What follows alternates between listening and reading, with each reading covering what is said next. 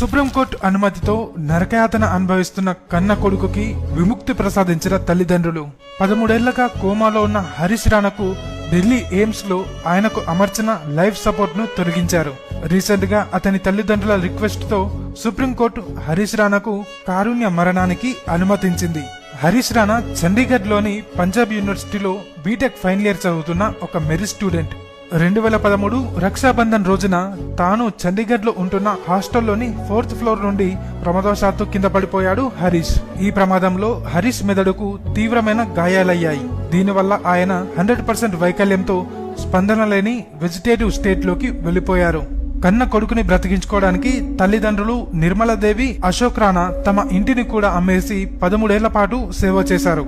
కానీ స్పందన లేని కొడుకు పడుతున్న బాధను చూడలేక అతనికి గౌరవప్రదమైన మరణాన్ని ఇవ్వండి అని సుప్రీంకోర్టును ఆశ్రయించారు.